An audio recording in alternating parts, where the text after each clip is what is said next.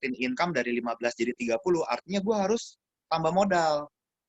Nah, dengan tambah modal gitu, nggak ada jaminan juga income ngelipat kan. Nah, saat itu ada temen ngajakin, gitu loh. Yang menarik buat gue adalah pelipatan income di Prudential. Dulu nggak mungkin lu tahu dong, bro. Lu nggak mungkin tahu dulu, bro. Itu nggak mungkin tahu kan. Awalnya nggak mungkin. Awalnya mau datang apa? Hah? Awalnya nggak tahu. Awalnya nggak tahu. Awalnya dikasih tahu, tapi masalah tingkat percayanya kan nggak 100%. Kalau tahu, udah. Jadi gini, gue di rekrut itu sebenarnya ada 2 kali. Pertama, nggak dijelasin bisnisnya. Gue cuma mikir, ngapain gue kuliah susah-susah S1, ujung-ujungnya jadi sales gitu kan. Nah, akhirnya gue nggak mau kan. Nah, yang kedua, waktu itu umur gue 26. Ya, sekarang 28 nih, bro. Oh jadi, iya, ganteng lah, bro. Percaya, bro.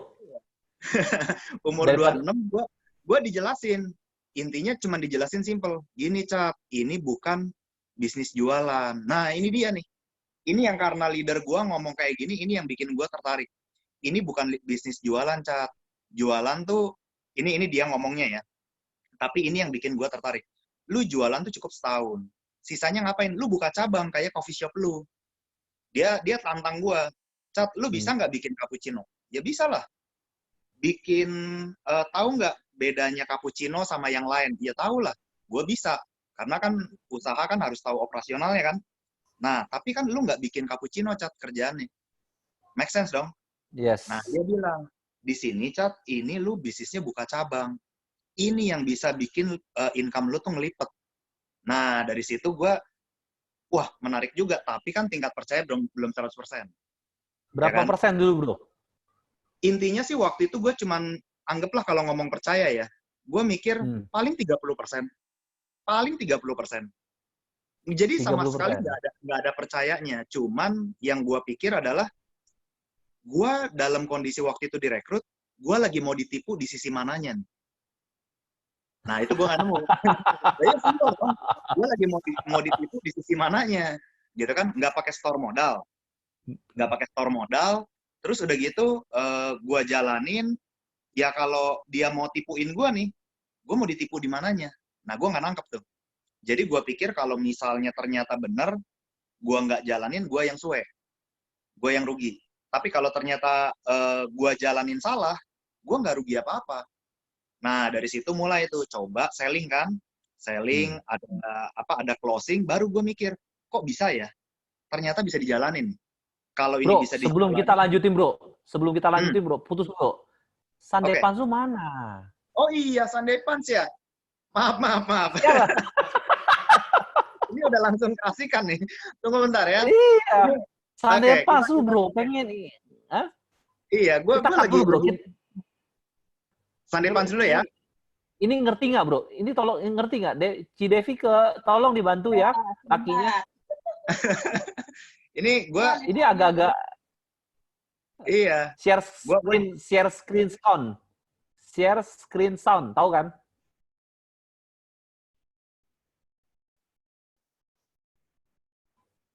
Bentar ya, teman-teman. Ini orang hebat nih. Nah, share screen sound.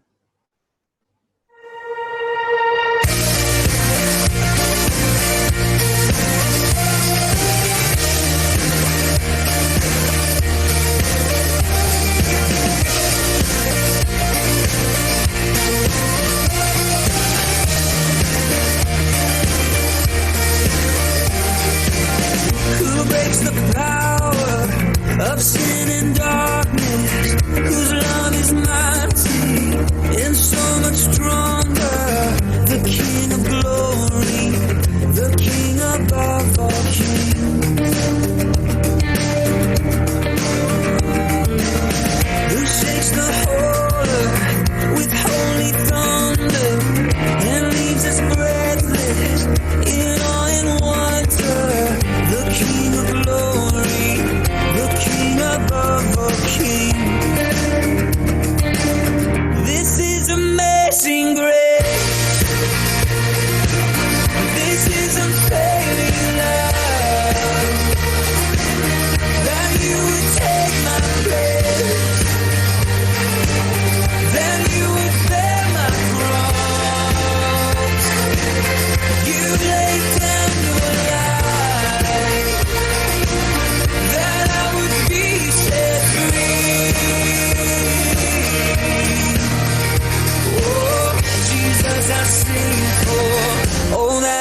done for me?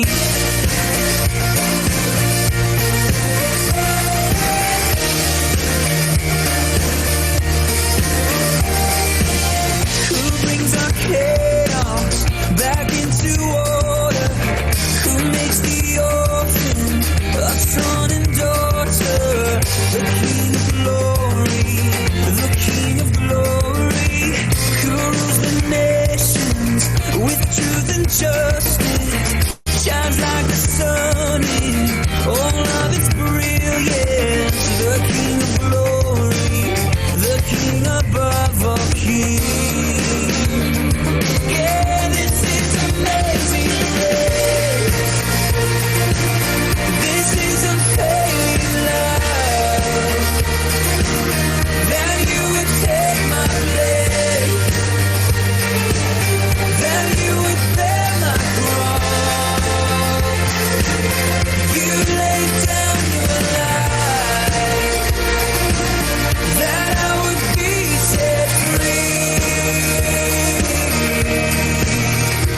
Oh, Jesus, I sing for all that you've done for me. Worthy is the Lamb who was slain. Worthy is the King who conquered the grave. Worthy is the Lamb who was slain. Worthy is the King who conquered the grave. Worthy is the Lamb who was slain. Worthy is the King who conquered the grave. Worthy is the Lamb who was slain. Worthy, worthy, worthy. Oh, this is amazing grace. This is unfailing love. That you would take my place. That you would bear my cross. You laid down your life. That I would be set free. Oh, Jesus, I sing for all that you've done for me.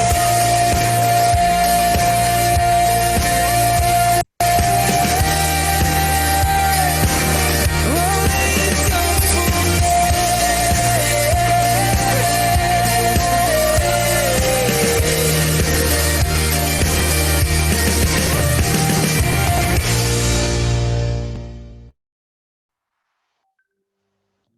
Luar biasa. Tes.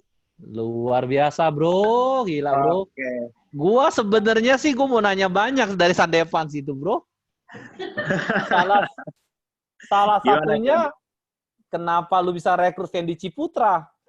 Nah, itu namanya kasih karunia, bro. Itu nanti gue Kasih stay dulu. karunia.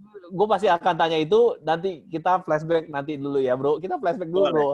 Ini menarik nih, bro ya. Lanjut, bro. Background lu coffee shop, lu buka coffee shop. Percayanya hanya mau ditipu, berapa banyak mau ditipunya kan? Iya. Tapi lu bilang juga kalau gue sebenarnya itu terjadi, yang rugi siapa ya? Gue juga. Nah, bro, pengen tanya, bro. Momentum apa yang membuat lu bisnis ini yakin, bro?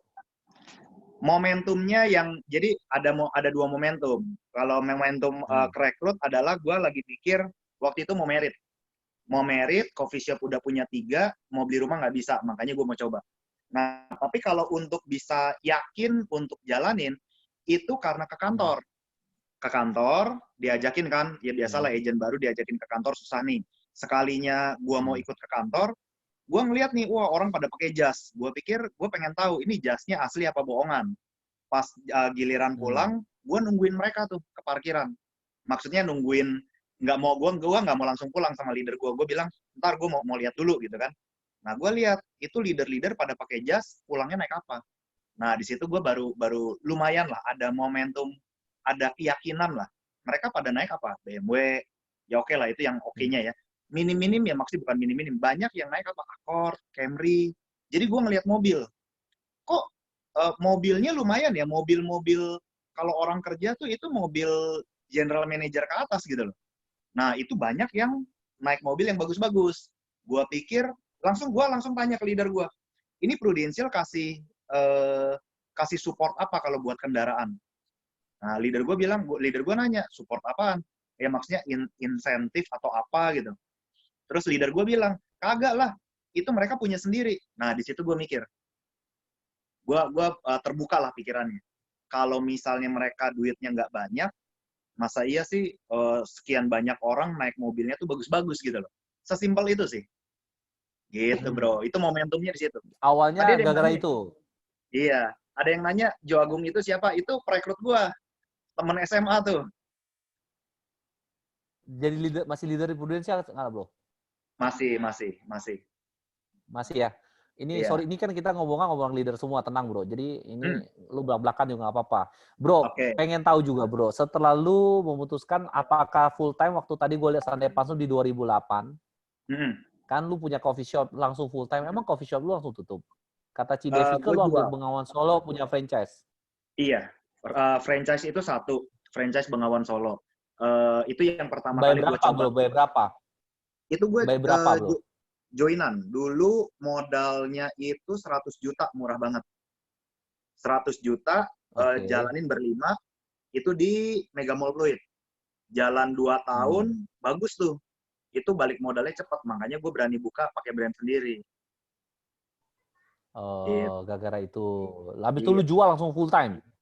Iya, nggak langsung jual full time. Itu ada momentumnya gini. Dulu di mall, banyak mall lah ya, itu ngerokok tuh bebas. Orang habis makan, ngopi, ngerokok di situ bebas. Nah, tapi waktu tahun 2006 awal kalau nggak salah ya, itu udah mulai nggak boleh ngerokok di dalam mall. Nah, itu omset udah lumayan kayak roller coaster tuh. Nah, di situ gue mikir ke depannya gimana. Momentumnya adalah 2007 gue lihat ada satu coffee shop gede banget.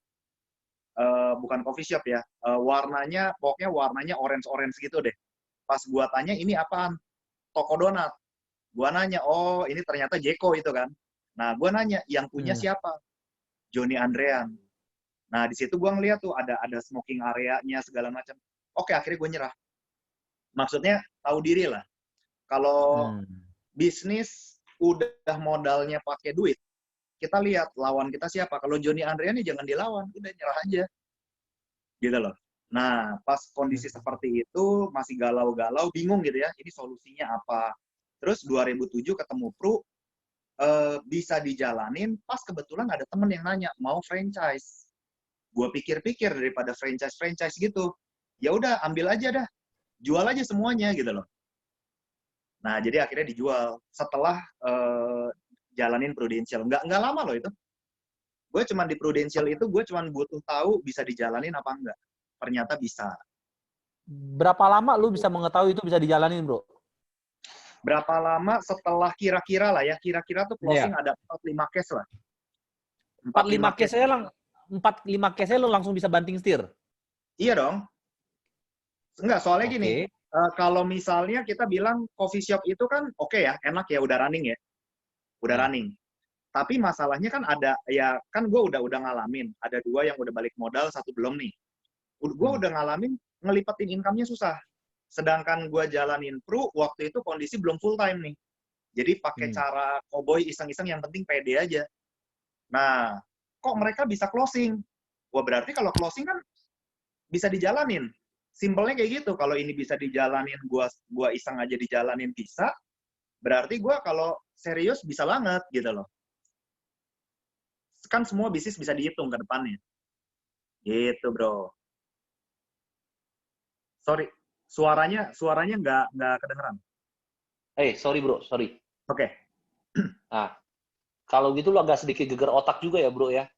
Baru jalan dapat 4 case, 5 case, langsung udah bisa mutusin jual. Iya. Itu rada selon juga, karena memang ya dijual juga kan ada duitnya lah. Maksudnya ada backup lah, pegangan lah.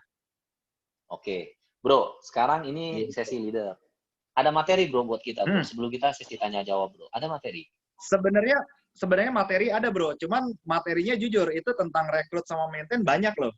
Gua mau kirim ke lo apa kita bahas singkat aja, gimana?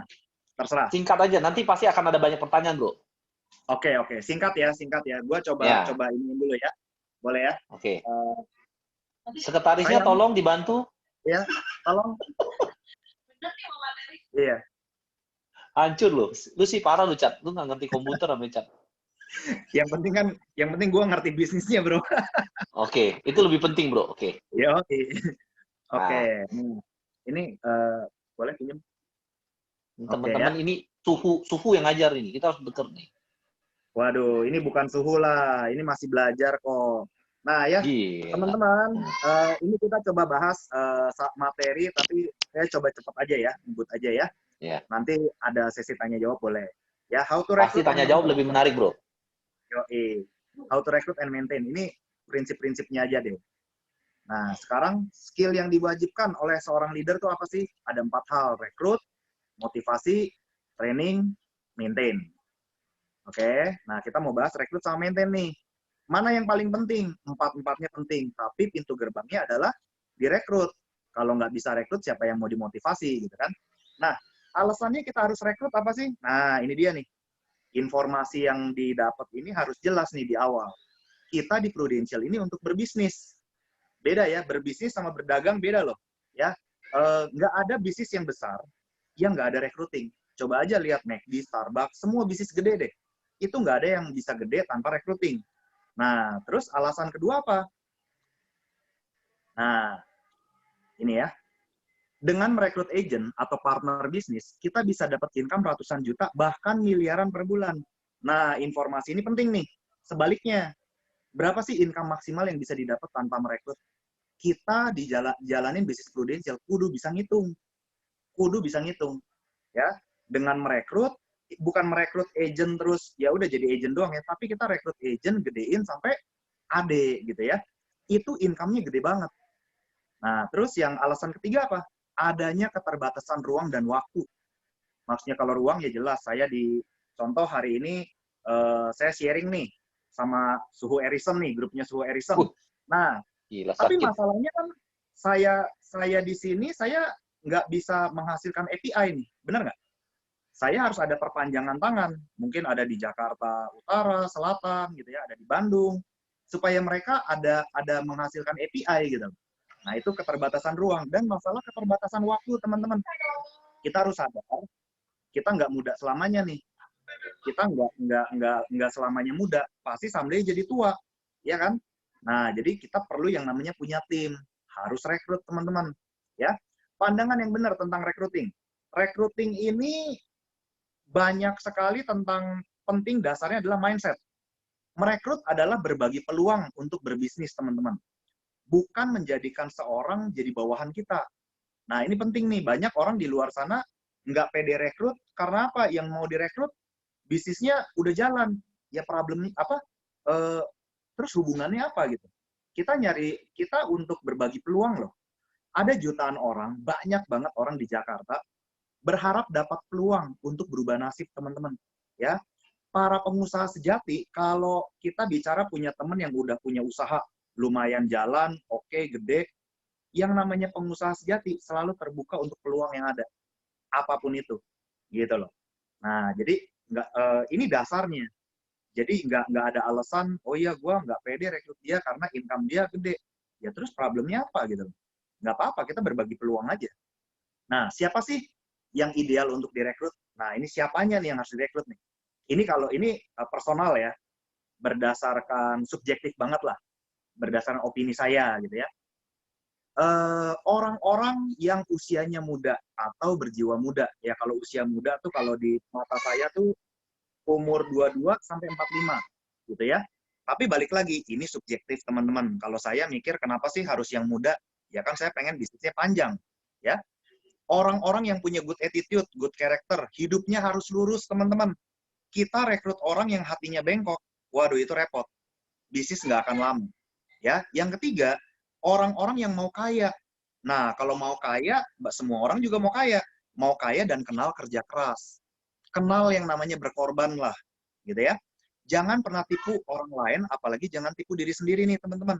Sekali bebek tetap bebek, nggak akan pernah tuh bebek bisa terbang gitu, kayak elang gitu ya. Jadi Kalau orang jelek, ya udah kita harus akuin ini orang jelek, udah jangan direkrut. Kalau kita nggak suka sama orangnya, ya udah jangan gitu ya. Nah, next ya teman-teman ya. Nomor 4, hambatan dalam recruiting apa sih? Ya pastilah, namanya usaha tuh ada hambatan. Jalan bisnis apapun selalu ada hambatannya. Hambatannya apa nih? Orang-orang bagus biasanya, bukan biasanya lah, pasti udah ada pekerjaan atau bisnis yang cukup oke. Namanya juga orang bagus. Nah, cuman sekarang peluangnya adalah dalam kondisi COVID begini, berapa banyak orang bagus yang kerja ya, income-nya dipotong. Ibaratnya apa namanya? Di layoff ya.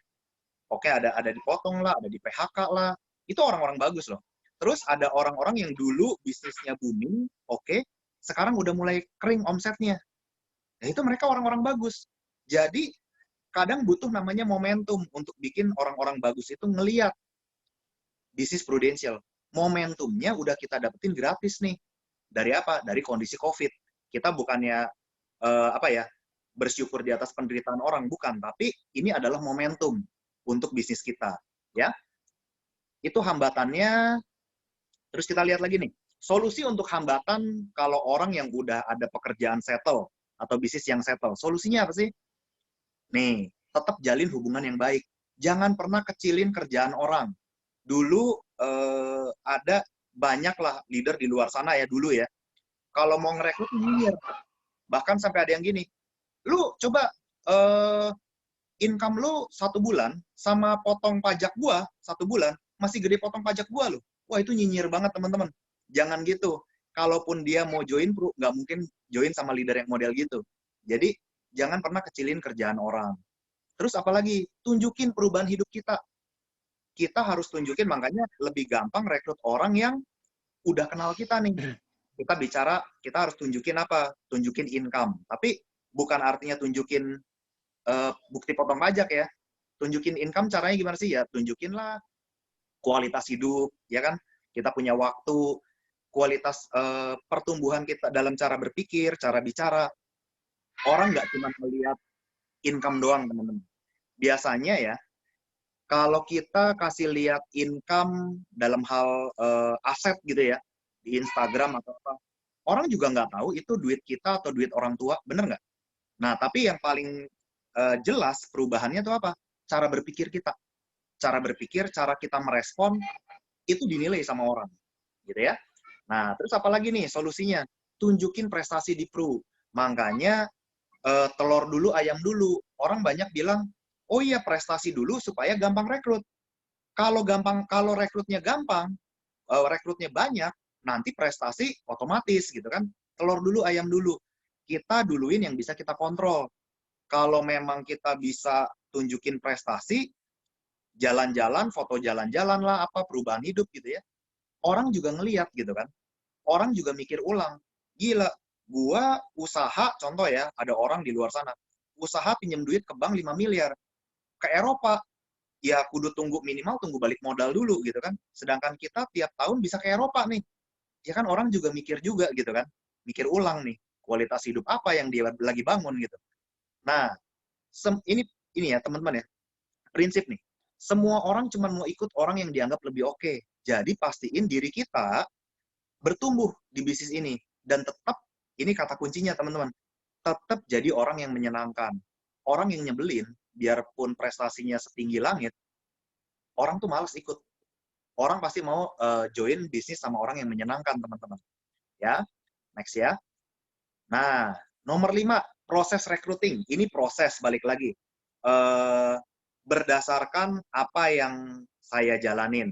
Kalau misalnya nggak sesuai nih sama ajaran leader, yang benar yang mana? Yang benar adalah leader teman-teman ya.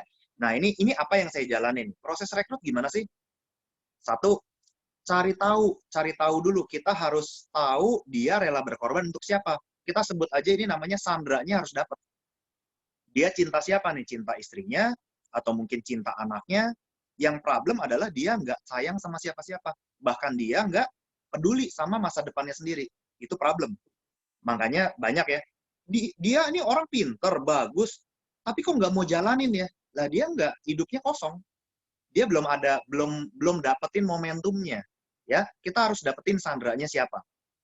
Terus yang kedua, cari kebutuhan. Kebutuhan atau cari masalah yang dia hadepin tuh apa sih? Kehausannya apa sih untuk dalam hidup dia lagi haus apa nih? Ya, dapetin dulu misalnya uang, waktu atau apapun. Terus tanya ke dia. Udah dapetnya dari mana? Dari ngobrol-ngobrol. Misalnya ada orang, iya sih, kerja udah jadi asisten direktur selama 10 tahun, tapi masalahnya hidupnya gitu-gitu aja nih. Anaknya misalnya udah ada 2. Ya kita tanya, terus bro, harapan lu apa? Gimana? Ya harapan gue sih gue pengen jadi direktur, gimana? Oke, solusinya gimana untuk jadi direktur? Solusinya gimana? Ya kerja lebih lama, iya berapa lama? Nah, tanya solusinya apa? Supaya dia mikir, supaya solusinya ini nggak langsung dari mulut kita, tapi dari otaknya dia, dan dia mikir, dia harus sadar, ternyata solusinya tuh semuanya tuh 50-50. Nggak jelas gitu loh. Nah, baru kita masuk nih, kasih ide untuk kasih solusi. Jadi kita harus datang sebagai pembawa solusi gitu loh. Prudensial yang kita bawa, presentasi bisnis ini, kita bawa sebagai solusi. Dia harus lihat ini sebagai solusi nih. Jadi harus tahu dulu, dia harus akuin dulu problemnya apa. Nah, terus apa lagi? Ceritakan proses, udah kita jelasin presentasi bisnis, kita juga harus cerita proses kita join tuh gimana sih? Kenapa kita mau join di Pru? Semua orang punya cerita unik, beda-beda, gitu ya. Ada yang join karena uang, ada yang join karena waktu. Apapun itu jadilah original, gitu ya. Nah, terus apa? Terakhir. Oh enggak, ini belum terakhir ya. Terus kita kalau udah ceritain perjalanan kita, udah ceritain bisnisnya, ceritain perjalanan kita tanya. Ini biasa gue, kalau saya ya. Saya biasa tanya, bro, anggap deh, lu nggak pernah dengar ini semua dari gue. Lu nggak pernah dengar presentasi bisnis ini. Coba deh bro, ini diskusi aja ya. Coba lu kasih gue ide, gimana caranya jalanin bisnis nggak pakai modal, dalam waktu 4 tahun, income cepet dia sebulan. Income 100 juta per bulan. Lu ada ide nggak? Lu anggap ini lu belum pernah dengar ya. Lu bisa kasih ide nggak ke gue? Jadi, saya trigger orang supaya mikir, ada nggak di luar sana? Nggak pakai modal, bisa create bisnis, create income 100 juta per bulan. Nah, terus terakhir, ini menurut saya ya, harus tutup dengan sentuhan emosi. Ingetin lagi buat siapa dia rela berkorban. Misal dia sayang anak, saya biasa pakai gini, bro, gua ajakin lu bisnis ke Prudential, bukan karena lu suka atau nggak suka, bukan karena lu bisa apa enggak. Gua ajakin lu bisnis ke Prudential, lu coba pikir deh, untuk anak lu, sebutin namanya, misalnya si Iwan gitu ya, untuk si Iwan, lu rela kan berkorban? Kerja lebih keras, mulai bisnis baru, lu rela kan? Iwan cengli dong. Iwan, maksudnya gini, Iwan fair dong kalau Iwan nerima kerja keras lu yang lebih. Lu jalanin buat si Iwan, bukan buat lu sendiri, bro. Nah, itu biasanya saya tutup di situ tuh. Supaya apa? Emosinya yang gerak gitu kan. Logiknya masuk, emosinya juga harus kena. Nah, itu ininya ya, cara prosesnya.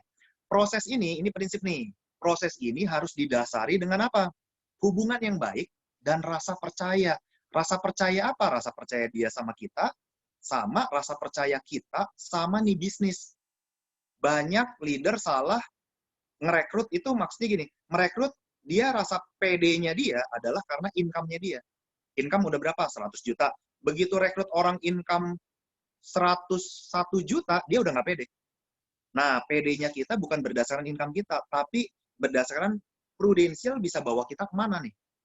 Gitu loh. Sisanya sama persis dengan proses selling, teman-teman. Jadi kalau teman-teman bisa selling, teman-teman tuh bisa rekrut. Simpelnya nih, kalau teman-teman bisa menjalin hubungan sama lawan jenis, contoh ya, cowok bisa dapetin cewek, rekrut tuh sama, teman-teman. Gitu ya, apalagi kalau yang udah married nih ya, itu sama persis, teman-teman. Nah, terus apa? Tetap berlaku law of large number. Yang rajin, yang main banyak, tetap yang menang. Orang ada jago rekrut, tapi rekrutnya seminggu sekali. Sama dibandingin orang yang nggak jago rekrut, kemampuannya rata-rata, tapi rekrut sehari sekali. Hasilnya yang menang siapa? Yang sehari sekali, teman-teman. Hukum, jadi law of large number itu tetap berlaku. Oke? Nah, ini juga sama prinsip nih. Susah gampang semua cuma di pikiran. Teman-teman mau ngomong apa? Orang di luar sana ngomong, rekrut susah, Cat. Betul. Sesuailah sama pikiran lo. Rekrut gampang, Cat. Betul. Sesuailah sama pikiran lo. Jadi semuanya benar, teman-teman. Gampang susah cuma di pikiran. Kenyataannya apa? Ini kenyataannya nih, teman-teman. Market di luar sana ya, itu banyak orang haus mau maju. Banyak. Nggak semua loh. Banyak, tapi. Gitu ya. Tapi tidak semua. Kita nggak bisa, yang paling sulit, yang paling susah dikerjain di dunia ini apa? Ngebangunin orang yang pura-pura tidur. Jadi kalau orang nggak haus, ya memang dia nggak haus. Bukan prudensialnya yang susah. Emang orangnya aja. Gitu ya. Jadi, stay cool aja, teman-teman. Ya. Nah, itu tadi kita bahas rekrut. Ya. Sekarang kita bahas maintain, teman-teman. Artinya maintain adalah menjaga, mempertahankan, memelihara. Ya, itu artinya maintain. Nah, apa sih jadinya sesuatu tanpa di-maintain? Contoh, teman-teman beli rumah, udah ada retak dikit, udah, diemin aja deh. Siapa tahu nanti sembuh sendiri. Kira-kira ditinggalin 2 tahun, jadinya apa? Rubuh, teman-teman, rumahnya. Udah pasti itu ya. Jadi kayak ibaratnya ada orang, kalau luka, jangan dibiarin, jangan ditunggu jadi kanker gitu kan. Ya cepat diobatin. Nah, itu pentingnya maintain, teman-teman. Nah, sekarang kita bahas nih. Maintaining the millennials, ya. Balik lagi, ini semua berdasarkan pengalaman, teman-teman ya. Kenali tipe agent, ada tipe 10%, 20%, 70%. Tipe 10% adalah tipe star. Tipe yang dia percaya sama kita cukup kasih visinya jelas, jalanin prudensial gimana, kasih caranya, ujung-ujung apa? Dia jalan sendiri. Dia nggak nanya tuh, gue harus prospek siapa. Dia mikir sendiri. Itu udah tipe paling enak, ya. Paling enak, tapi hati-hati, tipe yang 10%, kalau nggak di-maintain, dia akan susah jadi leader yang hebat. Karena semua pakai caranya sendiri, nggak mau ikut sistem. Nah, ada tipe yang 70%, sama 20%. Ini sama nih, dua-duanya kudu sama-sama di-maintain. Gitu ya. Bedanya apa? Yang 70% itu menunjukkan progres. Minimal, dia prospek, dia coba prospek. Minimal, dia coba untuk telepon orang. Dia kasih kita data. Gitu kan? Ini nih ada data nih, ada orang yang mau gimana ya? Dia nanya. Gitu ya. Itu banyak leader sukses, leader-leader hebat, itu datang dari tipe 70%, teman-teman. Banyak banget. Ya. Karena kenapa mereka bisa lebih sukses daripada 10% saat mereka jadi leader? Mereka terbiasa dengan pola, dengan sistem. Mereka terbiasa. Gitu ya. Dia perlu, 70% ini perlu ditemenin untuk trial closing. Dan dia saat dia jadi leader, dia terbiasa nemenin agentnya. Tipe 10% nggak pernah mau ditemenin. Tapi problemnya apa? Begitu dia di leader, dia heran kenapa agentnya minta ditemenin. Ya. Nah, kalau tipe 20%, teman-teman,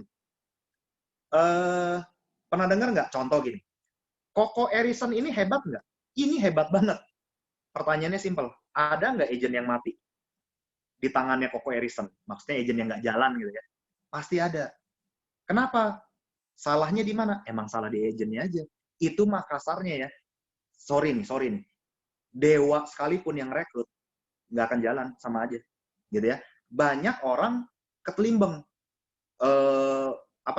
Sakit kepala karena ngurusin yang 20%. Yang 20% ini mah jangan diurusin. Udah tinggalin aja, teman-teman. Ya. Nah, jangan sampai kita kalah sama yang 20%. Jangan buang waktu untuk 20%. Fokus hanya kepada agent tipe 10 dan 70, teman-teman ya. Nah, teman-teman, kalau agent mau, ini how to maintain ya. Kita bicara gimana caranya leader kita atau agent kita nih jalan gitu ya. Itu pertama, pintu gerbangnya adalah apa? Bukan pertama. Yang mereka harus dapetin apa? Mereka mau jalan kalau mereka ada trust sama kita. Mereka trust, mereka akan jalan. Mereka trust, mereka ikutin apa omongan kita. Ya kan? Mereka bisa trust, itu kalau mereka nyaman. Ada comfortable antara di hubungannya. Nggak mungkin bisa comfort kalau nggak connect. Ya, jadi ini urutannya nih. Ya. Nah, kita lihat nih. Untuk membangun trust, kita harus bikin orang nyaman. Ini salah satu yang perlu digarisbawahi. Harus jago bikin orang nyaman. Nyaman adalah apa? Be a good friend, not a good boss. Bukan jadi bos gitu ya. Be a good friend untuk mereka. Jadi bukan cuma bisnis aja, tapi hubungan harus harus baik. Nah, untuk orang nyaman, kita harus nyambung. Ini penting nih, teman-teman. Kalau nggak nyambung, nggak mungkin nyaman. Nyambung tuh maksudnya apa? punya frekuensi yang sama. Contoh teman-teman punya anak, terus teman-teman mau ngajakin nonton. Teman-teman nggak tahu nih film, misalnya film The Ring itu kira-kira bagus apa enggak gitu ya. Nah, teman-teman caranya tahu nyambung apa enggak buat film ini buat anak teman-teman gimana? Nonton trailernya. Begitu nonton trailernya, film The Ring ya, ya ada makhluk keluar dari TV gitu ya, rambut panjang. Berarti nggak cocok dong buat anak-anak. Benar nggak? Ya udah, jangan ajak anak nonton film itu. Gitu ya. Jadi, kita ini sebagai trailernya. Gitu loh. Kita harus nyambung dulu. Kita, misal contoh ya, saya rekrut, ini salah satu alasan nyambung ya. Dulu, saya pakai cincin, cincin blue sapphire. Ya. Suka nggak? Ya suka lah. Kalau nggak suka, saya nggak beli. Saya suka, pakai blue sapphire. Tapi sekarang saya lepas. Kenapa, teman-teman? Tahun 2016, kan suka biasalah kalau ke kantor kan dikenal-kenalin sama agent baru. Ada salah satu agent baru, ya udah dikenalin, ini Ko Richard nih, kenalin gini. Ya udah, saya coba untuk motivasiin dikit lah ya. Terakhir dia bilang apa? Oh iya, thank you ya Om. Begitu dia ngomong Om, saya langsung sedih loh teman-teman. Saya langsung ke WC, saya mikir gitu ya, apa yang salah gitu ya. Dari penampilan gue nih apa yang salah. Ya saya baru sadar, cincinnya yang salah. Ini nggak nyambung nih cincin nih. Gitu ya. Jadi nyambung itu dalam hal pikiran, omongan, sama stylenya juga kudu nyambung. Gitu loh. Oke ya, kita lanjut ya teman-teman ya. Jadi harus nyambung supaya orang nyaman baru orang akan trust. Nah, karakteristik generasi milenial apa sih? Karakteristiknya gimana sih? Mereka suka gadget, ngerti barang branded. Jadi kita juga harus ngerti juga nih, minimal tahu lah. Mereka sangat update terhadap informasi.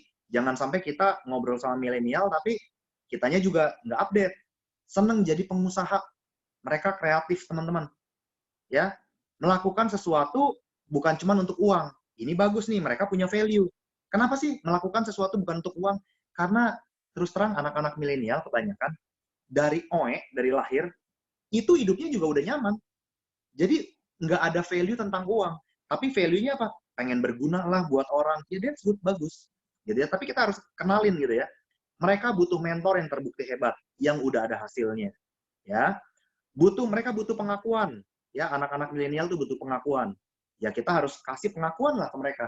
Ya. Nah, ini teman-teman, poin nomor 3 dalam maintaining. Share them the big picture, share the vision. Ya, ini penting banget. Banyak leader di luar sana frustrasi ngadepin agent yang sepertinya nganggap bisnis pro tuh kayak bisnis sampingan. Bingung gitu. Bisnis udah sebagus ini kok agent gua jalannya endut-endutan ya. Maksudnya ini mau enggak. Kok seolah-olah mereka ngadepin ini kayak bisnis sampingan. Sepertinya mereka nggak ngerti sebesar apa peluang yang ada di tangannya, teman-teman. Bener ya? Di luar sana banyak tuh. Gue bingung, ini bisnis gede banget kok mereka nganggapnya kayak bisnis kacangan gitu ya. Pertanyaannya ini, teman-teman. Emang mereka ngerti nggak? Kebanyakan merekanya memang nggak ngerti. Nah, tugas kita, share the picture, share the big picture, share the vision gitu loh. Mereka ngerti nggak arahnya kemana nih bisnis gitu kan? Kalau mereka ngerti, normalnya mereka akan jalanin dengan serius. Jelaskan visi bisnis ini bisa mendukung impian mereka. Nggak ada hubungannya sama impian kita, teman-teman. Pastiin, jadi mereka harus ngerti bisnis prudensial bisa mendukung impian mereka, bukan impian kita ya. Nah, terus hanya pengangguran yang mau ikut leader yang nggak punya visi, teman-teman. Yang namanya orang-orang bagus, mereka tidak nganggur. Nah, mereka cuma mau ikut sama orang yang punya visi lebih besar. Atau minimal yang visinya sama nih sama mereka. Nah, ada 2 tipe agent, teman-teman ya. Satu, tipe pengejar impian. Yang kedua, tipe penghindar sengsara. Kita harus kenalin agent kita yang mana. Kalau kita masih belum kenal, pakai metode dua-duanya. Pengejar impian ini mereka mau kaya. Penghindar sengsara, mereka ini takut miskin. Ya mirip kan? Mirip. Tapi motivasi yang kita kasih, itu harus sesuai. Gitu. Pengejar impian, kita gampang tinggal bilang, bro, tahun ini lu sukses, lu achieve sekian, lu dapat London. Kejarlah London, asik banget lu. Itu enak banget, London tuh prestisius lagi gimana, segala macam gitu ya. Mereka akan kejar. Tipe penghindar sengsara, teman-teman ngomong kayak gitu, mereka nggak peduli loh. Emang London ada apa? Bodoh amat. Nah, cara motivasinya gimana? Kita bilang, lu kebayang nggak kalau yang lain ikut London, dapat London, dan lu nggak? Perasaan lu gimana? pandangan orang-orang di luar sana gimana? Mau AD, AAD, EAD, orang di luar sana di market taunya apa? Lu agent, kita tuh agent. Yang satu dapat London kok kita enggak. Nah, pandangan mereka apa? Mereka menghindari sengsara, teman-teman. Ya, cara memotivasinya harus sedikit berbeda.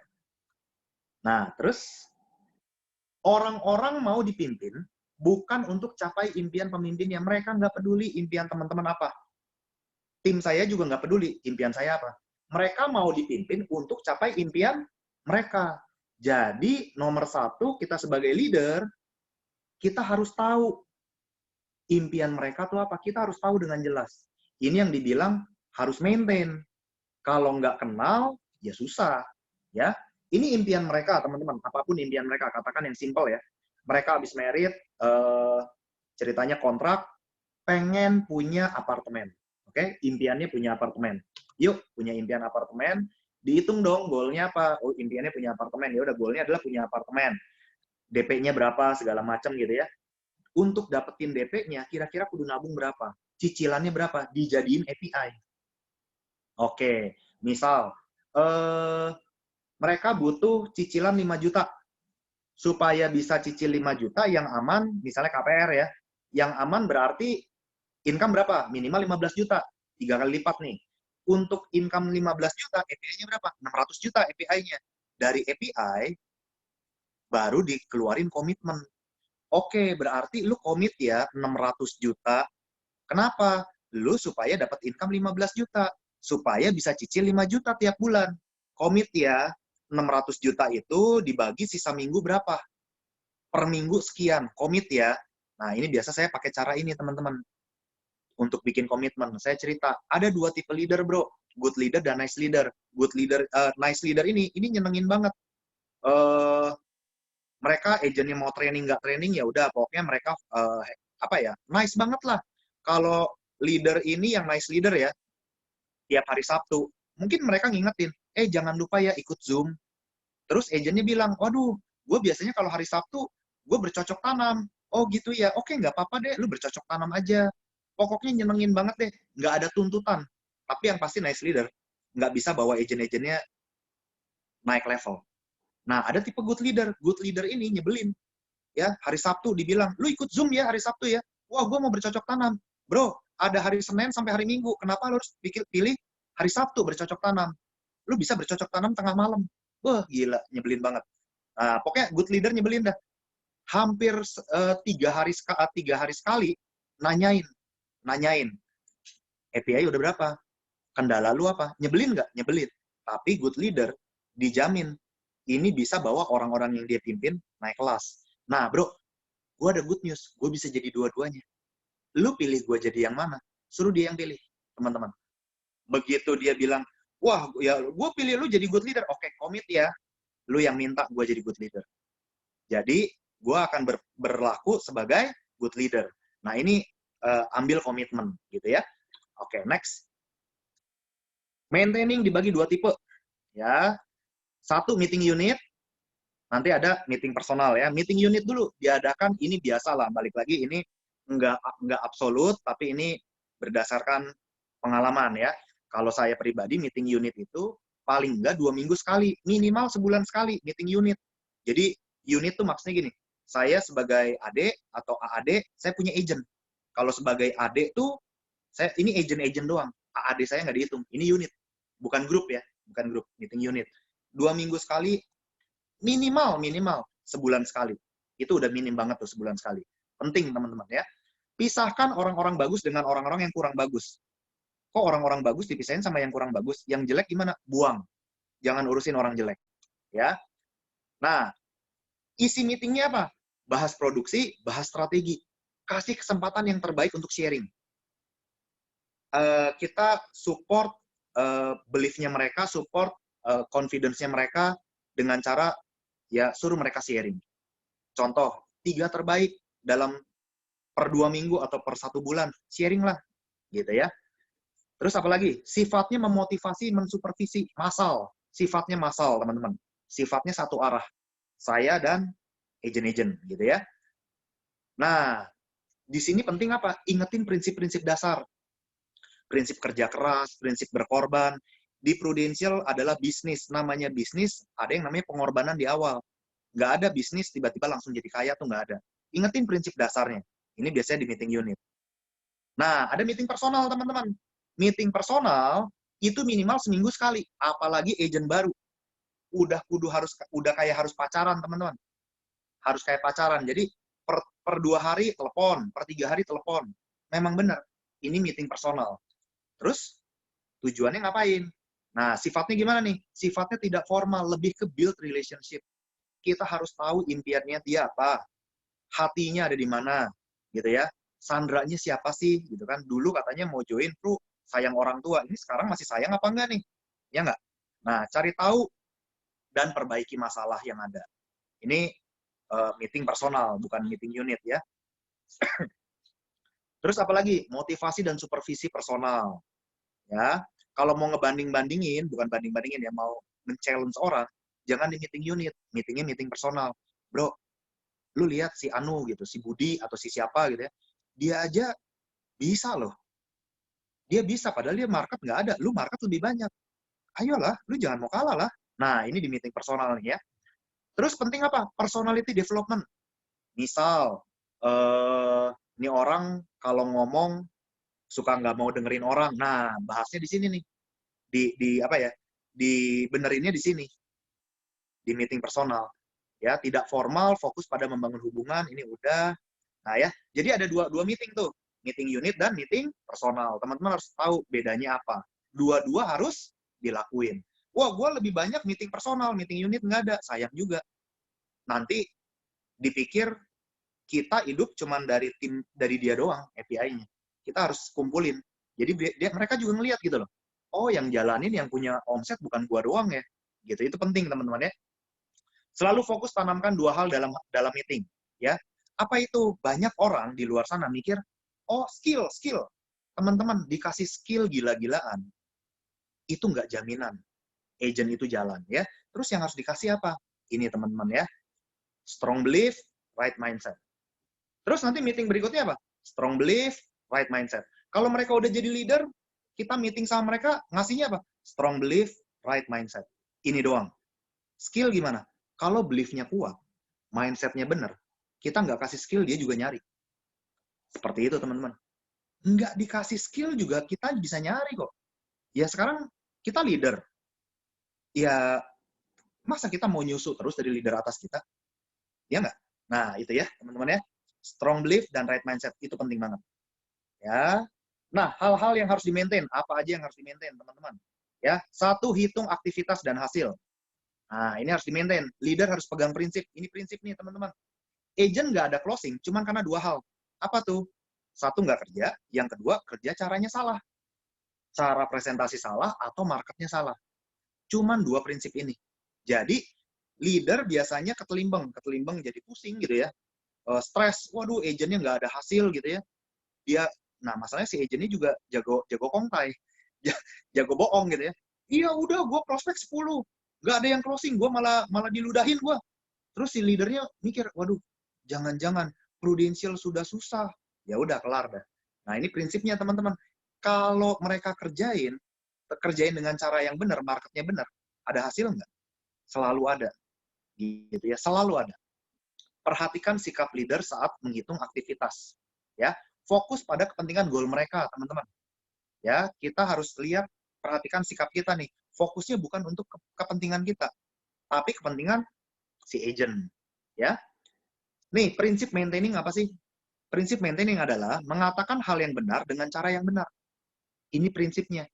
Mengatakan hal yang benar dengan cara yang nggak benar gampang. Mengatakan, ya itu gampang ya. Tapi hal yang benar harus disampaikan dengan cara yang benar. Supaya diterimanya juga benar. Oke? Itu prinsipnya. Nah, monitor apalagi? Yang kedua, monitor sikap. Ya, product knowledge. Kalau product knowledge gimana? Tunjukin kemana agent harus belajar produk. Bukan kita yang ngajarin. Kita bukan perpustakaan, teman-teman ya. Tuh, don't spend time helping them ya. Don't spend time helping them get it ya. Make them proaktif. Jadi, kalau mereka nanya produk, kalau saya, agent nanya produk, saya tunjukin, ada kelas produk, lu ikut. Kenapa? Kalau nanya produk, sorry banget. Tanya ke orang pusat juga mereka lebih tahu kok. Kenapa mereka nggak ada API, gitu aja. Jadi harus ngerti produk, tetap produk, nggak akan berubah. Ya cari aja itu siapapun yang ngejelasin bisa kok. Ya, agent harus belajar jadi pengusaha yang mandiri, bukan disuapin terus. Nah, monitor apa lagi? Monitor attitude. Ini baru penting nih. Ya, leader bantu agent maintain atau mempertahankan sikap yang baik. Sikap yang baik perlu dipertahankan. Banyak di luar sana kejadian waktu dia agent, hatinya masih masih rendah hati nih. Kertas masih polos. Dikasih tahu A, lakuin A, dikasih tahu B, lakuin B. Ujung-ujungnya prestasi dan naik leader. Begitu udah leader, waduh, masuk kelas aja nggak muat, teman-teman. Kenapa? Kepalanya udah lebih gede daripada pintu. Jadi gede kepala, hidrosipalus gitu ya. Nah, yang model kayak begini, kalau dibiarin, lama-lama mati nggak? Lama-lama mati. Jadi, sikap itu bisa berubah. Kondisi hati dari yang humble bisa berubah. Dan tugas kita adalah maintain sikap hatinya mereka, teman-teman ya. Terus apa lagi? Nah, ini buat kitanya pribadi nih. Ini pegangan. You cannot always control circumstances. Ya, kita nggak bisa selalu kontrol keadaan. But you can control your own thoughts. Jadi, kita selalu bisa mengontrol pikiran kita. Kondisi kita nggak bisa selalu kita kendalikan. Contoh, siapa sih yang mau kondisi COVID kayak gini? Ya, kenyataannya COVID. Kejadian gimana? Tapi kita bisa kontrol, kita bisa kendalikan pikiran kita. Kita mau negatif atau mau positif, kita bisa pilih. Gitu loh. Nah, ini prinsip nih. Jadi, waktu kita bicara maintain attitude, kita tahu attitude adalah sesuatu yang bisa kita pilih. Bukan satu kondisi yang begitu kita nggak bisa pilih gitu ya. Oke, next. Oke. Memonitor apa? Selling skill. Ini harus dimonitor ya. Skillnya udah nyampe mana? Leader mengajarkan memberi contoh di lapangan. Role play. Kudu role play, teman-teman ya. Jadi kalau nggak ada role play, itu namanya bukan training. Nah, perhatikan sikap agent saat diberi training. Gimana? Masih mau dengerin apa gimana? Kita harus perhatiin. Gitu. Terus monitor apa? Monitor habits-nya, kebiasaan-kebiasaannya ya. Leader bantu agent membentuk kebiasaan yang baik. Contoh kebiasaan baik apa? Ikut meeting, training, baca buku, investasi seminar. Itu harus dibiasakan. Agent yang biasa disuruh bayar untuk ikut seminar umum gitu ya, suruh baca buku, di leader dia akan nggak kesulitan untuk menciptakan habit yang baik, teman-teman. Tapi sebaliknya, kalau di agent aja mereka nggak bisa diatur, nah itu di leader tuh udah repot, lebih repot lagi. Gitu ya. Nah, dalam hubungan bisnis, banyak hal yang dapat membuat kita saling kecewa atau salah paham. Wajar nggak? Semua bisnis ini wajar, ya. Maka itu perlu adanya investasi dan maintenance untuk meningkatkan kualitas hubungan. Jangankan bisnis, teman-teman. Teman-teman kita nih ya, hubungan sama orang tua, kita nggak jaga aja, bisa pecah loh. Itu orang tua, hubungan darah. Apalagi pernikahan, apalagi bisnis, hubungan sama anak, kita nggak maintain, bubar, teman-teman ya. Semua yang penting wajar kalau kita investasiin dan kita maintain. Ya, kalau maintain kan berarti ada pengorbanan ya. Nah, teman-teman, goal seorang leader sejati, ya, ini terakhir. Wah, ngebut juga ya. Goal seorang leader sejati apa? True leaders, don't create followers. Mau create followers, buka Instagram aja. Ya, true leaders, create more leaders, teman-teman ya. Jadi goalnya kita bukan nyari fans. Goal kita sebagai leader adalah create leaders. Bahkan create-lah leaders yang lebih hebatnya apa? Supaya bisa pensiun enak, teman-teman. Ya. Nah, itu aja dari saya. Thank you, sukses buat teman-teman. Sorry kalau ada belum, bro. Saya. Thank you, bro. Tapi belum selesai, bro. Belum. Sorry, ngebut banget gua. Ya, biar kita punya waktu. Boleh bro. saya tolong ditampilkan? Nggak tahu ini gimana caranya. Oke ya. Luar biasa. Sama-sama, semoga bermanfaat ya. Itu mungkin gue sharingin ya prinsip-prinsip dasarnya lah, bro. Itu berdasarkan pengalaman aja. Gitu. Brother Richard. Yuk. Ini Acong. Halo. Gimana, Bro Acong? Kapan mau sharing gua? Oh, udah sering. Ntar Erison sama Acong gantian ya. Gua udah Gimana, sering. Erison aja banyak materi. Gua mau tanya nih, Bro. Yuk. Gua duluan Erison ya, gua mau nanya tadi. Kan Silakan. tadi lu bilang soal product knowledge. Ya. Udah arahin aja dia orang ikut training sendiri. Yo, Ya kan? iya. Dia di awal udah bikin mereka untuk apa namanya tuh? Tadi lu bilang Proaktif. proaktif. Iya. Nah, kalau ada agent kan awal-awal dia belum tentu mau belajar product knowledge, dia bingung mau ngapain. Oh iya. Nah, ada tuh begitu tuh. Apakah kita paksa dia ikut kelas, sedangkan dia maunya gua aja yang ngajarin, lu yang ngajarin gua deh gitu. Nah, gimana? Private gitu ya. Ya, coba. Dia nggak bisa ke kantor, anggap nih, dia nggak bisa ke kantor dan sebagainya. Kita mengerti, emang dia posisi nggak bisa ke kantor, ya kan? Kalau dia bukan beda sama yang malas ke kantor. Kalau malas ke kantor mah ke laut aja deh ya, bener nggak? Ya.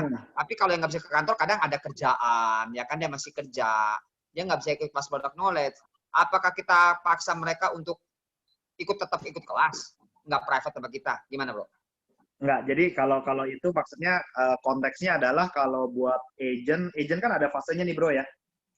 Ada agent baru direkrut, itu fase baby itu baru lahir lah. Waduh, apa segala macam kita harus susuin. Kita harus urus apa yang dia butuhin, bahkan yang dia nggak sadar dia butuh, kita harus kasih. Nah, ini maksudnya konteksnya tuh kalau agent udah ada closing, kan PD-nya udah naik tuh. Beliefnya udah naik, tapi masih minta disuapin. Nah, arahin ke kantor. Jadi, biasanya kalau gue pribadi, agent baru itu nggak semuanya langsung dicekokin. Bener nggak? Kan mabok juga ya. Biasanya gue kasih yang dasar-dasarnya aja deh, yang gampang-gampang. Jadi kalau mau selling itu biasanya selling perlindungan kesehatan dulu. Ya kan, biasanya kan segitiga, piramid untuk asuransi itu kan biasa perlindungan kesehatan, perlindungan sakit kritis, jiwa ya. Nah, dari kesehatan dulu nih. Cara sellingnya gimana sih? Prinsip-prinsipnya gimana sih? Udah kasih tahu aja maksudnya mau buka Prime Plus gitu ya, kasih lihat nih tabel Prime Plus tuh gimana. Ini intinya on bill, pokoknya dijamin rawat inap sehari, bukan sehari, one bed one room, terus maksimalnya berapa, udah prinsip-prinsipnya aja. Udah ngerti kan? Pokoknya ini bagus banget, lalu cerita begini ya. Oke, dia closing nih ya. Jadi cuman kulit-kulit aja kan. Dia closing, happy dong. Nah, kalau udah happy, PD naik kan. Dia nanya untuk berikutnya, kita kasih suruh ke kelas. Gitu loh. Nah, apalagi enaknya dengan kondisi, sebenarnya ya kalau COVID kayak gini nih, banyak keuntungannya loh kalau kita pikirin ya. Contoh, dulu agent, oh iya hari Sabtu gue nggak bisa. Sekarang lu hari Sabtu ngapain? Si agent itu. Bengong-bengong juga kan. Udah ikut kelas lah. Nah, cuman kasih tunjuk gitu loh. Lu kenapa lu harus ikut kelas? Karena balik lagi, produk itu tuh penting, lu harus tahu. Kalau lu minta gua ngajarin, masalahnya gua aja masih belajar. Gua aja ikut kelas. Mendingan kita belajar sama yang udah expert di produknya. Gitu. Kalau gua nih, misalnya ikut kelas, dari 100%, gua nangkep 80%. Terus 80% gua kasih ke lu terimanya 80% dari 80% lagi. Berarti ilmu lu kan dikit. Gitu. Nah, jadi ada tahapannya, Bro. Kira-kira kayak gitu. Oke. Kalau agent baru, jelas kita yang harus cekokin sendiri dulu awalnya. Sampai dia ada closing. Oke, itu Kamsya, Suhu, guru besar. Kamsya, guru besar. Weh, gue juga masih belajar sama lu nih. Waduh, jadi, thank you Richard. Ada pertanyaan lagi nggak? Gua. Nah, silakan. Tanya langsung. Richard, apa kabar? Masih inget nggak? Hai. Tunggu, ini yang duduk sebelah lu, yang pas kita ke Vietnam. Gua duduk di sebelah banyak orang. Yang di pesawat. Oke. Ping-ping ya? Iya. Tuh, inget kan gue, soalnya ada namanya. Ada namanya. Cat, gue tertarik sama yang tadi lu ngomong gini, Cat. Kan kita harus misahin ya antara agent yang bagus, agent yang jelek untuk kita. Bukan agent jelek lah, maksudnya agent yang bagus sama yang kurang bagus waktu kita ngadain meeting unit kita gitu kan. Nah, ini betul. Kita gimana maksudnya gimana misalnya ya, sedangkan timnya aja belum maksudnya kalau dia belum jalan banget tuh gimana untuk misahinnya gitu loh. Mungkin pertanyaannya lebih Timnya tepat belum, bagaimana timnya cara belum banyak gitu. Mungkin pertanyaan lebih tepat bagaimana cara membedakan yang bagus sama yang jelek, Chat. Oke. Pertanyaannya itu ya. Ya, sama gini, Cat. Kalau gimana? Sama gini, Cat. Kan kalau ya mungkin kalau agentnya udah banyak, kita masih bisa lah ya, kita jadiin satu aja dulu gitu supaya kita juga bisa kesaring nih mana yang bagus yang mana yang jelek. Nah, ini sedangkan ada agent tapi belum ada yang jalan. Maksudnya belum jalan gitu lah. Belum. Jadi kalau gue ngerti. Jadi kalau agent, kita rekrut agent yang belum jalan, belum ada produksi ya. Mereka dicampurnya sama yang mana? Kan belum ketahuan bagus apa jelek. Campurin sama yang bagus. Gitu loh. Yang bagus tuh sebenarnya apa sih? Maksudnya agent yang bagus tuh yang kayak gimana sih? Kalau gue lihatnya ya, simpelnya, agent yang nyari kita. Itu pasti agent bagus. Coba lihat deh, kalau kita punya leader di bawah kita, ingat-ingat saat mereka masih agent. Mereka bisa jadi leader, bahkan sampai bisa jadi AD, itu kalau mereka itu nyari kita loh. Gitu. Yang nyari kita, itu yang mau maju. Dan terbukti, mereka lebih apa ya, ada hasilnya gitu.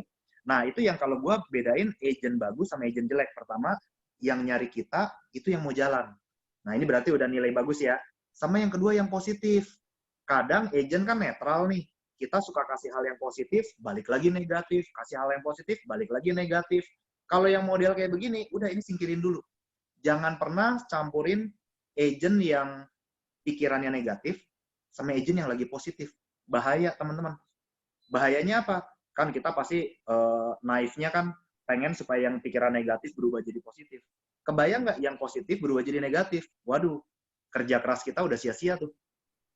Gitu. Jadi kalau kenapa? Jadi kalau misalnya ada dua kelompok nih, katakan satu yang positif atau anggaplah ya biar gampang ada 4 agent ya.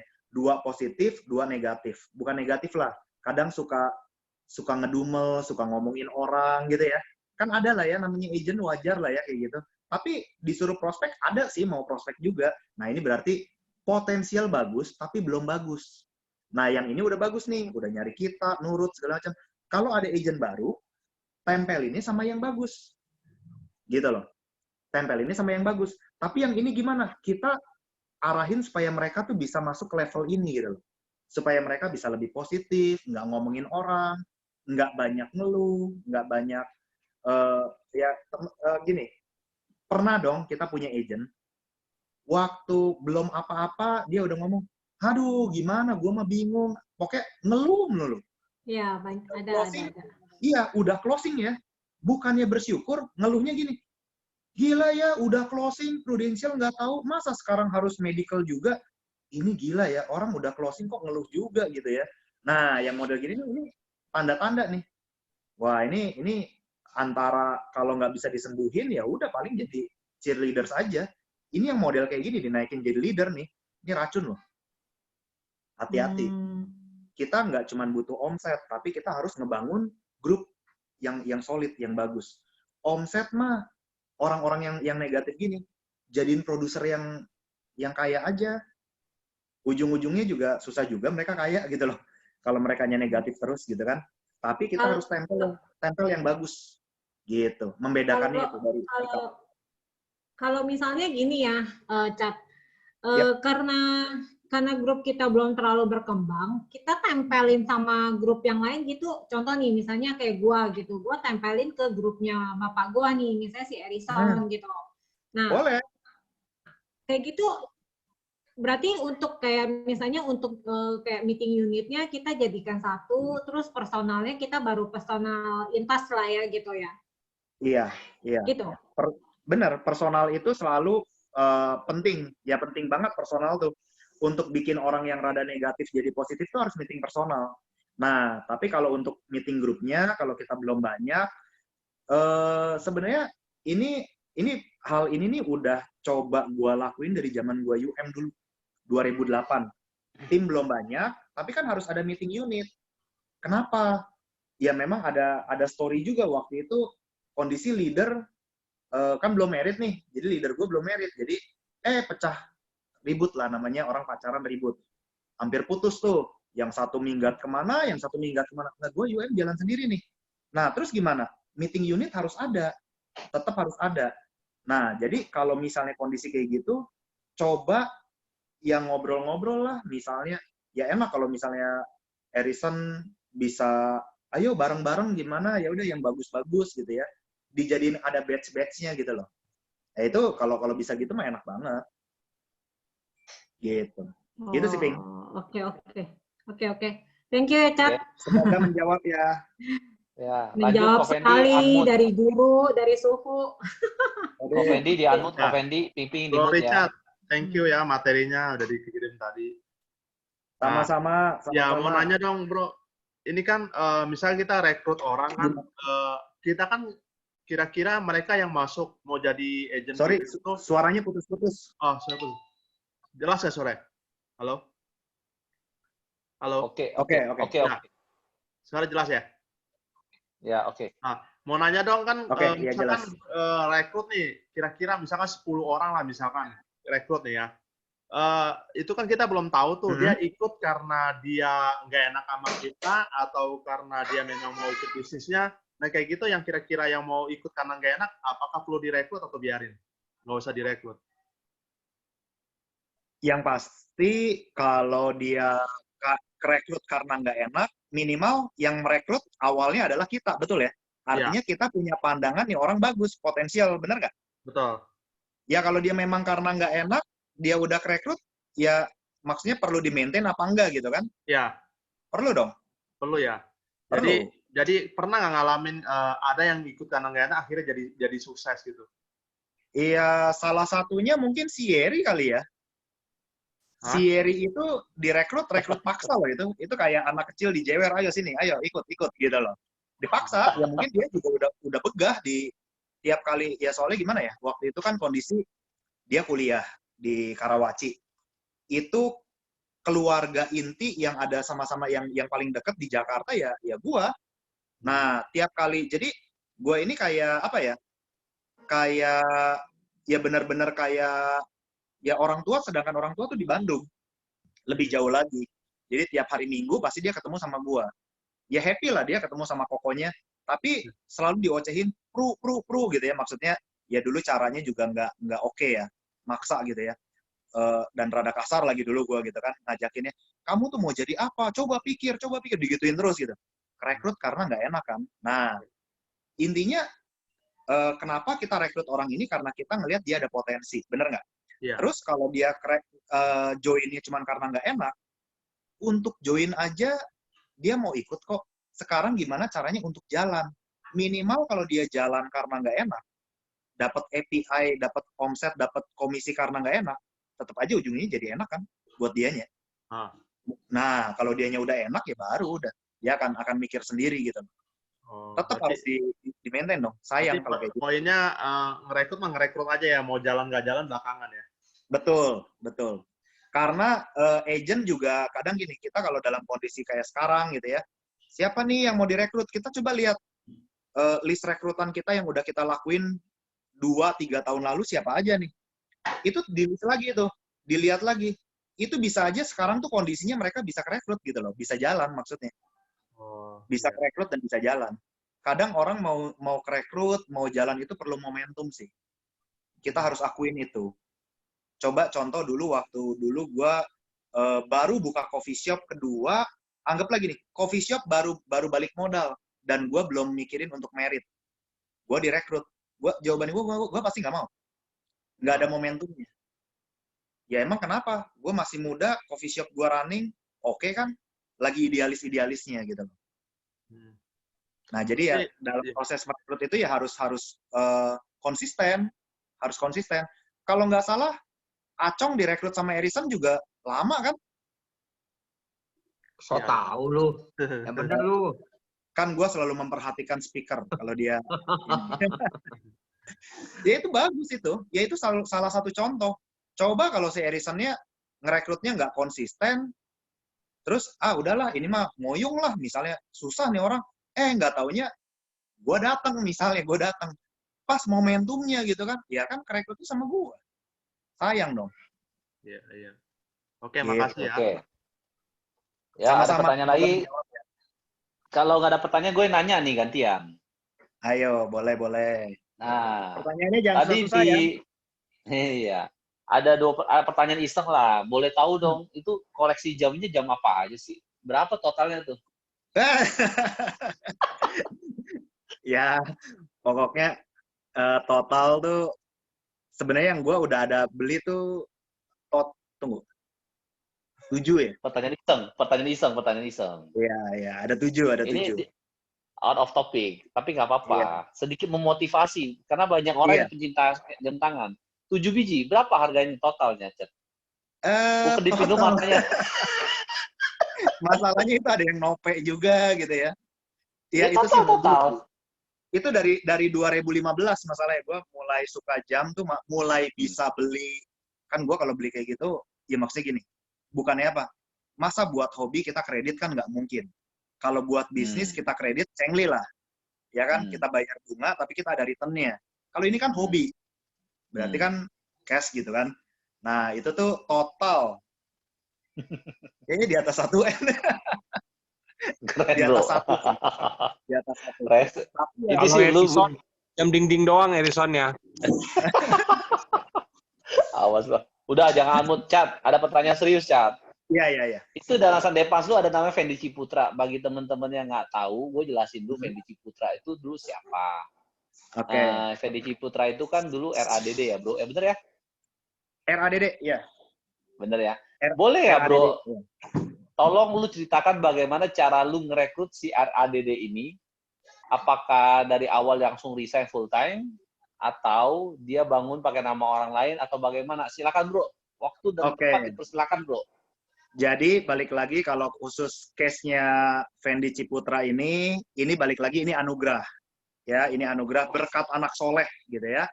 Nah, tapi ini ada yang menariknya gini.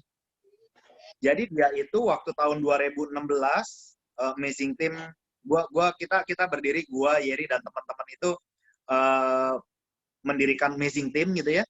Itu RADD-nya tuh Fendi Ciputra. Gitu ya. Fendi Ciputra jalan berapa tahun? 2016 ke 17, 18, 19. Nah, 3 tahun sama Pak Fendi. Terus udah kayak gitu, terakhir dia resign kan. Dia resign, gue dengar kabarnya, ini dari yang versi gue ya. Gue dengar kabar waktu kita foto apa itu namanya, foto promotion gitu-gitu ya. Apa sih namanya? Ya foto di PRJ lah. Gue dengar dari temen gue, bro, tuh RADD lu ke Allianz tuh. Nah, gue kan bingung, siapa? Si Pak Fendi? Iya. Kok bisa sih? Gitu ya. Kok bisa? Iya, direkrut sama si DO. Denny Utama, direkrut tuh. Oh ya? Wah, gila, sayang amat ya. Iya sih, padahal dia tahu lah begini-begitu. Ya udah kan, direkrut lah. Nah, terus, 1 hari berikutnya, si Pak Fendi WhatsApp. Pak Richard, apa kabar? Wah, gue ngeliat, oh ini udahlah. Gue ngerti lah ya. Kan info yang gue dapat direkrut gitu ya. Oh ya, gue ngerti lah. Ya, tapi kan gue juga banyak utang budi lah sama dia ya. Terus dia bilang, minta ketemuan. Menyangkut bisnisnya Pak Richard. Bisnis pro gitu ya. Dia bilang, wah ini pokoknya pilihan cuma 2 nih. Gitu. Si Devika juga bilang, wah ini mah pilihan cuma 2. Antara dia mau rekrut kamu, atau dia mungkin, ini yang the bestnya, dia mau join sama kamu. Ya udah, tapi hubungan baik nih, hubungan baik. Ya udahlah, ayo mau ketemuan, ayo. Gue cuma mikir gini, lu mau rekrut gue juga kasarnya nih. Kenapa gue harus join sama lu, orang DO aja rekrut gue nggak mau gitu kan. Nah, ya udah nggak apa-apa, ketemu. Akhirnya dia ngomong, saya kepikir nih, menurut Pak Richard gimana kalau saya jalanin pro? Wah, ya bagus dong. Bagus Pak, gini-gini. Wah, ceritain. Intinya singkat cerita dia bilang yang ngajakin dia tuh ada DO, terus di pro juga ada 3, ya gue nggak sebut nama lah, si ini. Kalau saya mau join sama Pak Richard boleh nggak?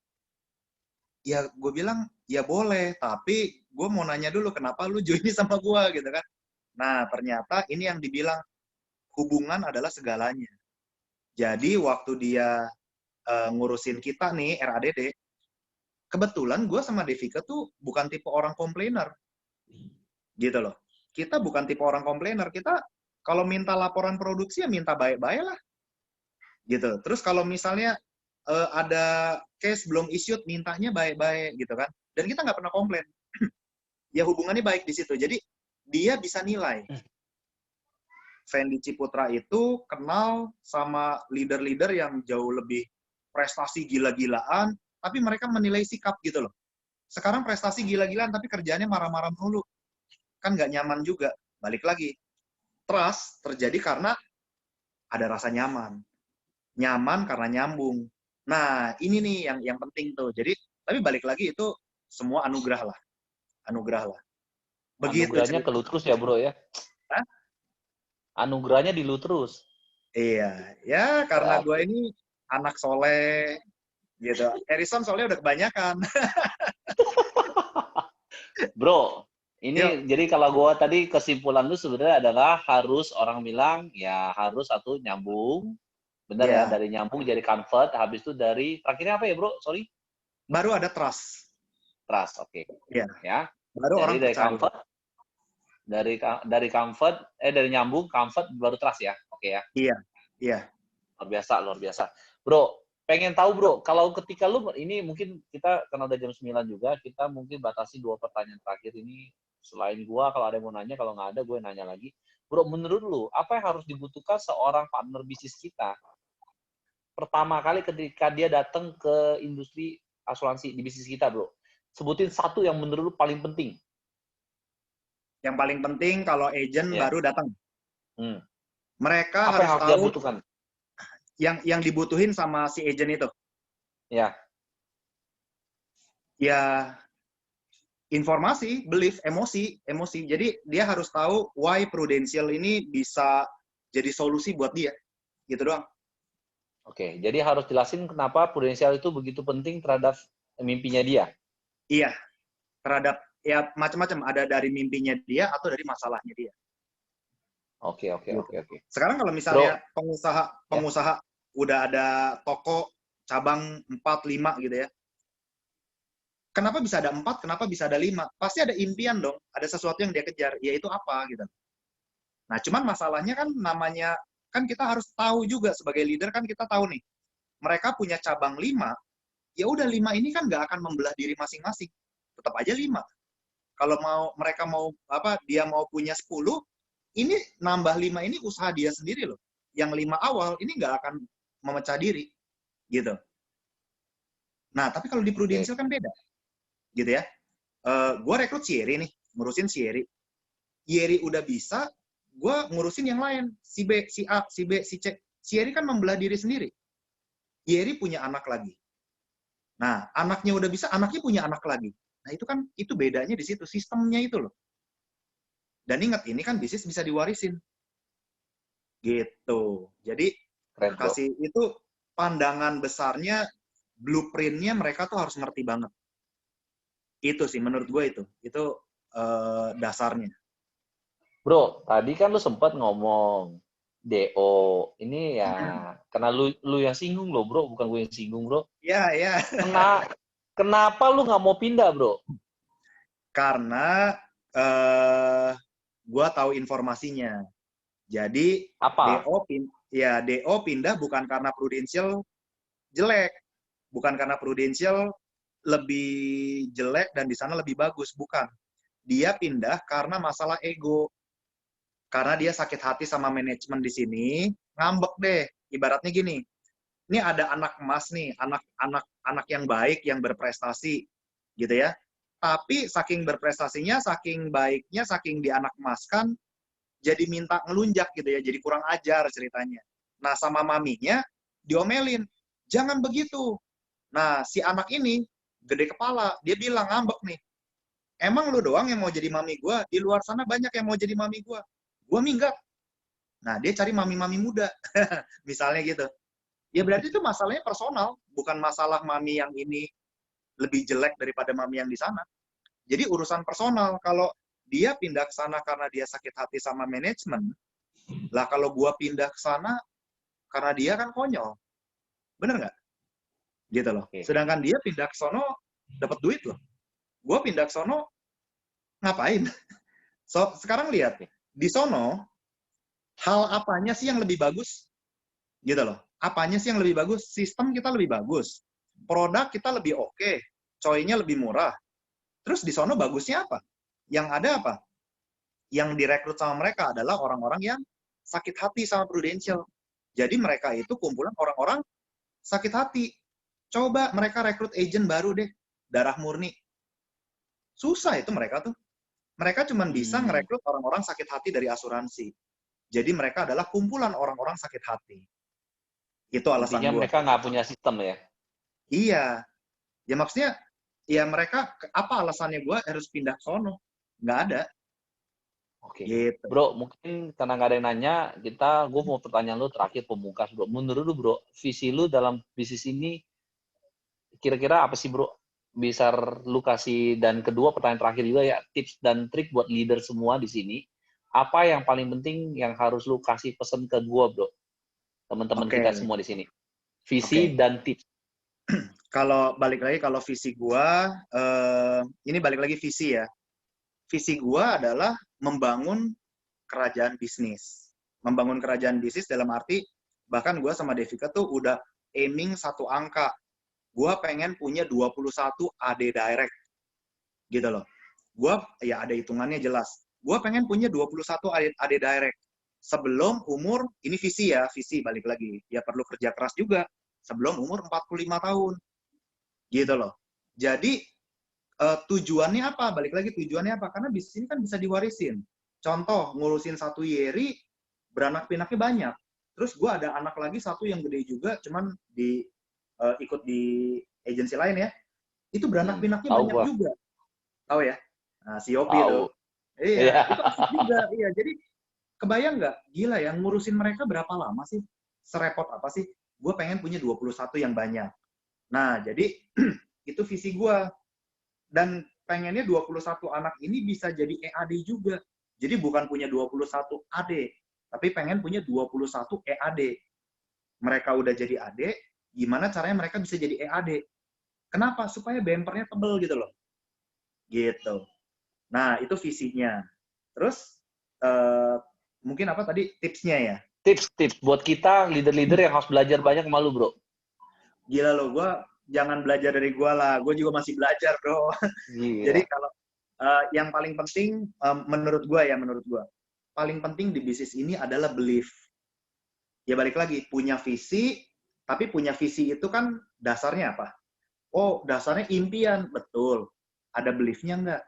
Kalau nggak ada beliefnya repot.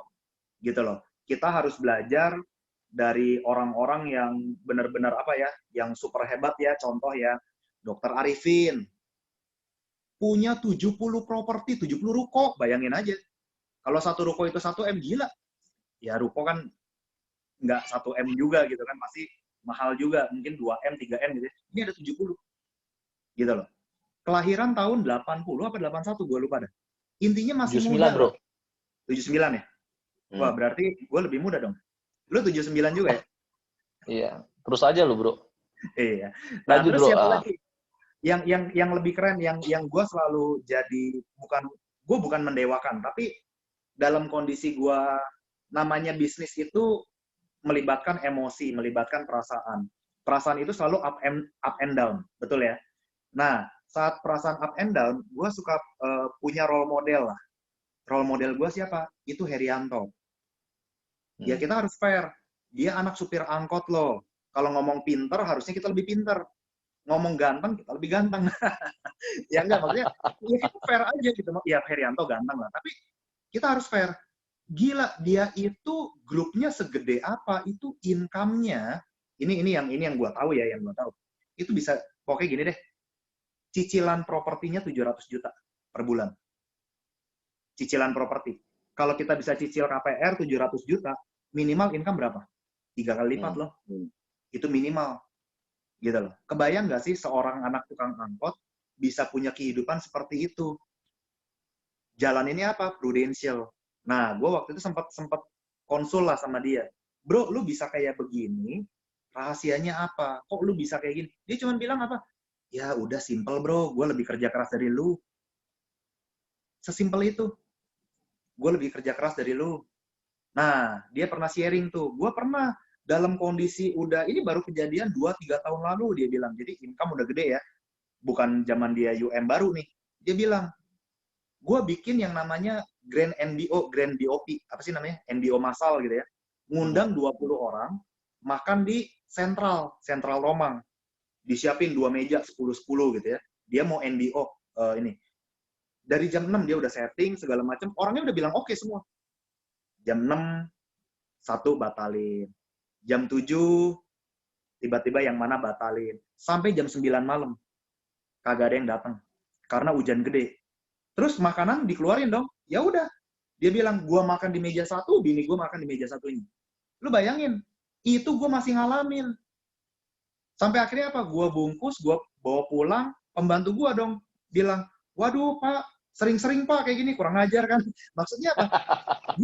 Itu income 2 miliar per bulan, bukan per tahun, per bulan, masih ngalamin yang gitu. Lah sekarang kita income berapa? Masa ada kendala dikit, mau nangis sih. Jadi kita harus punya visi yang besar, dan kita harus punya belief yang solid. Istilahnya apa? Satu, kita ini orang-orang yang disayang Tuhan. Kenapa? Buktinya orang di luar sana morat-marit, income kita stay loh. Kita aman loh. Kita tuh disayang Tuhan. Terus, masa depan kita tuh cerah. Yang penting kitanya mau melangkah terus. Never stop. Masalah kapan nyampenya, tergantung segiat apa, sengotot apa kita ngelakuinnya. Itu aja. Harus ada belief. Kita penting di bisnis ini, ya di bisnis ini penting belief doang. Gitu loh. Kalau kita belief, kita masih mau bertahan. Tapi kalau beliefnya udah pudar, market banyak, skill luar biasa, tetap nggak bertahan juga. Belief sih, paling penting belief. Oke, bro. Thank you luar biasa, bro. Hari ini gue yakin kita semua yang di sini belajar banyak sama lu, bro. Thank you ya, bro Richard. Koko Richard, Sifu Master. Sama-sama.